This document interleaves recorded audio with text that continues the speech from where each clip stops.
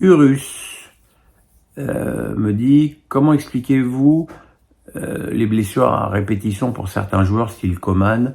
C'était pas le cas il y a 20 ans en arrière. Certes, aujourd'hui, il y a beaucoup plus de matchs, mais à côté de ça, la médecine a progressé par rapport à 20 ans en arrière. » Oui, mais la médecine peut progresser si tu joues 15-20 matchs de plus par an qu'il y a 20 ans, ce qui me semble être certainement le cas.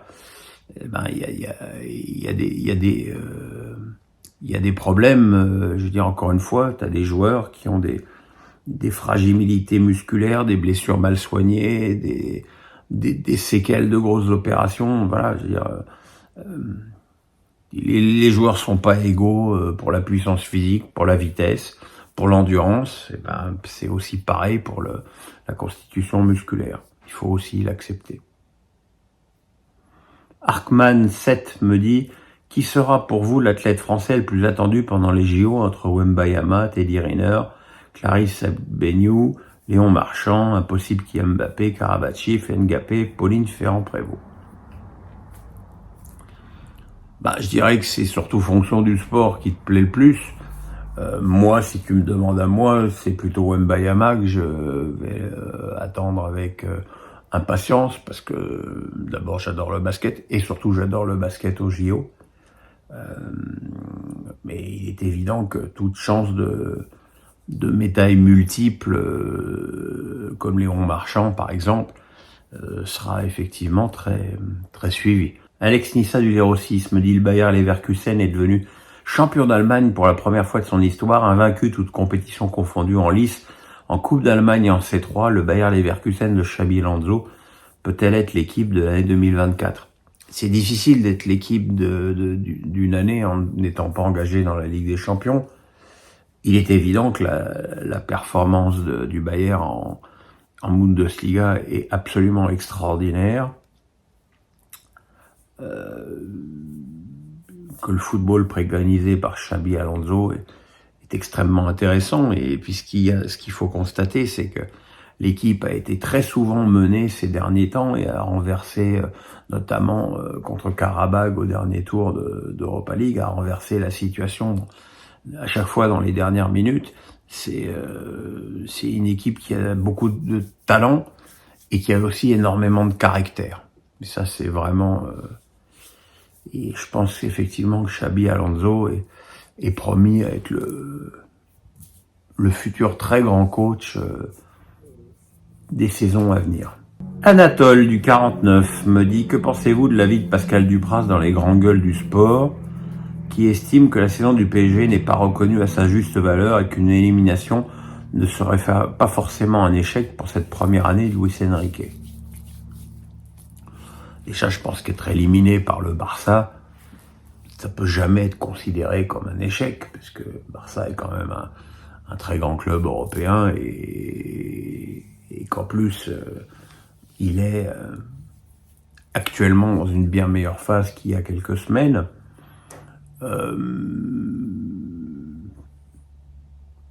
Il faut reconnaître que Luis Enrique a repris le projet PSG quasi de zéro. C'est vrai que perdre Verratti, Neymar et Messi, malgré toutes les restrictions qu'on pouvait avoir pour les uns ou pour les autres, c'est quand même aussi changer de dimension. C'était resté avec un projet plus redimensionné. Après, à titre personnel, je me suis pas forcément souvent régalé à avoir joué cette équipe. Ce turnover incessant est pour moi, au bout d'un moment, contre-productif. Mais s'il y a doublé Coupe Championnat et élimination en quart de finale, je dirais que pour une première année, effectivement, c'est correct.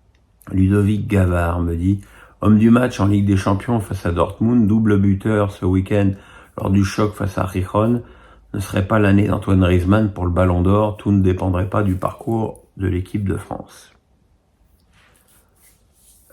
Ça y est, on va commencer à me gonfler avec le Ballon d'Or. Antoine fait une super saison, c'est une évidence.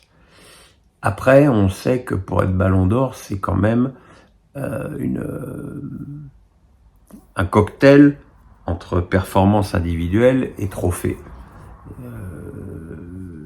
Antoine ne sera déjà, c'est sûr, pas vainqueur de la Liga. Peut-être évidemment, s'il venait à remporter la Ligue des Champions avec l'Atlético et qu'il faisait un grand euro, il deviendrait effectivement un des favoris. Maintenant, la saison n'a pas encore révélé son sprint final. En tout cas, ce qui est évident, c'est qu'il fait une grande saison et que c'est une super nouvelle pour l'équipe de France. Et excusez-moi de vous le dire, pour moi, c'est quand même le plus important. Yvous me dit « Je suis très content pour Vira et le maintien presque assuré pour Strasbourg. Voilà un immense joueur qui, à défaut de grand club, exerce son métier là où il le peut. Sera-t-il toujours en poste la saison prochaine? Quels objectifs pour le club ?» Oui, il sera là la saison prochaine, c'est une évidence. Quels objectifs pour le club? Je pense qu'il y a quelques joueurs anciens qui vont arrêter. Je pense que Kevin Gamero va tenter un dernier challenge à l'étranger parce qu'il en a envie. Je pense que Ibou Sissoko a lui aussi, au bout de 5 ans au club, envie d'aller exercer ses talents ailleurs. Donc il faudra remplacer ces joueurs. Je pense que il y a très bon espoir pour que les 2 Brésiliens prêtés par Chelsea soient encore là la saison prochaine.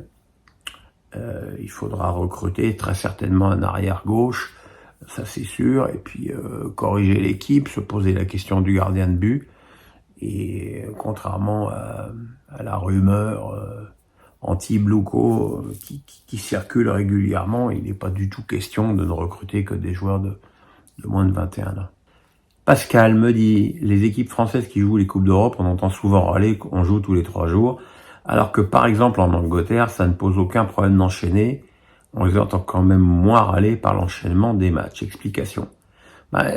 L'explication, c'est que Liverpool a pris 3-0 à domicile contre l'Atalanta Bergame, puis a perdu contre Crystal Palace les 2 matchs à Anfield la même semaine. T'as beau être anglais, t'as beau avoir des effectifs pléthoriques, au bout d'un moment, l'accumulation des matchs, elle te nuit parce que tu rentres dans la rotation, et si tu rentres dans la rotation, ça veut dire que tu en profites pour faire reposer tes meilleurs joueurs, et quand tu fais reposer tes meilleurs joueurs, par définition, tes meilleurs joueurs ne jouent pas. Et c'est ça le problème, c'est que quel que soit le championnat. Et puis il faut aussi savoir qu'en Angleterre, c'est que la première ligue passe avant tout. Les Anglais s'en foutent de la Ligue des Champions. Ce qui les intéresse d'abord, c'est la première ligue. Donc c'est la première ligue qui a priorité. Et moi, je suis très content que nos Européens se soient reposés ce week-end, qu'il n'y ait pas eu de risque de blessure en plus, et qu'ils puissent jouer à fond leurs matchs retour, qui sont pour le coup tous les 3 pas très bien partis. Masson Pierre me dit « Le PSG ne fait pas assez confiance à ses jeunes issus du centre de formation, contrairement au Barça. » D'accord ou pas? Le PSG a raté des joueurs par impatience dans le passé. Maignan, Coman, Diaby, même si Diaby a été très très bien vendu à Leverkusen. Le PSG forme de nombreux joueurs qui arrivent à prendre leur envol ailleurs. Après, la formation à Barcelone, c'est un autre mode de fonctionnement. Déjà, il y a moins de concurrence en Espagne, c'est-à-dire que la Masia surdomine la formation en Espagne, et qu'évidemment un joueur de talent va tout de suite aller à la Masia plutôt que dans un autre club. Donc après, il y a quand même des joueurs formés au PSG qui arrivent à sortir de temps en temps. Le problème, c'est l'impatience. Regardez par exemple cette saison à Marseille, ils sont premiers dans pas mal de catégories de jeunes. On verra combien de ces très jeunes joueurs parviendra ne serait-ce qu'à tutoyer l'équipe première à Marseille. Yvous me dit les médias ont enfin l'air de réaliser que Mbappé n'est pas une machine et que la gestion du tacticologue avec l'accord du club peut affecter le joueur. Penses-tu que Mbappé a mis un rideau sur la saison ou peut-il se réveiller à Barcelone? Ah, la question du jour. Postulat de base, Mbappé a fait un match affreux contre Barcelone. Ça, c'est incontestable. Après, soit comme beaucoup, on se contente de ça et on dit de toute façon, il est déjà parti, il s'en fout, c'est un mercenaire, c'est une merde, va-t'en loin de mon club, comme j'ai pu le lire tant de fois depuis mercredi soir, où on cherche des explications comme l'équipe l'a fait dans un papier, comme d'autres, comme David Douillet ou Daniel Riolo, ou pas mal de chroniqueurs ont essayé de le faire. Moi, je pense, alors pour le coup, très sincèrement, que Luis Enrique a une lourde responsabilité dans le mal-être actuel de Mbappé. Qu'il faut arrêter de croire que ce mec est en acier trempé. C'est un jeune homme qui a un cœur,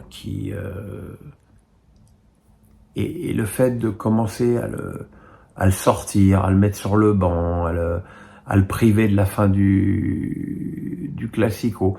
Tu as mis ce joueur dans une forme d'inconfort qui peut aujourd'hui aller entre le manque de confiance et le dégoût et le manque d'amour.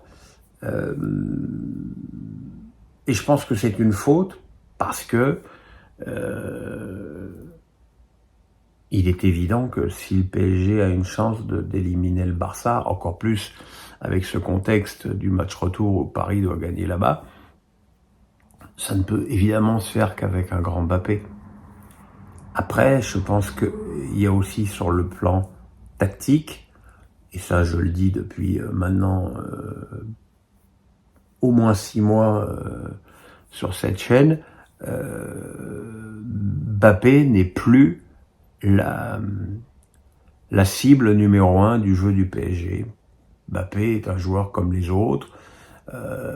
C'est Dembélé qui a les clés du camion, et comme Dembélé joue, allez, on va dire 80% de ses matchs à droite, ben ça écarte Mbappé. C'est vrai que je suis un petit peu déçu depuis le retour de Nuno Mendes. Je pensais que le duo fonctionnerait mieux que comme la saison dernière avant la blessure de Nuno Mendes. Alors est-ce que c'est que parce que Nuno Mendes est encore en phase de reprise et qu'il se projette un petit peu moins vers l'avant qu'avant, mais voilà, on peut se contenter de dire Mbappé est déjà à Madrid, il s'en fout du PSG, c'est très décevant, c'est une merde. On a le droit. On peut aussi chercher des explications à ça, et moi je trouve que voilà, que ce que fait Luis Enrique avec Mbappé, c'est pas bien. Et comme l'a dit un jour Christophe Dugarry sur RMC, je suis convaincu moi aussi que Luis Enrique n'aime pas Mbappé.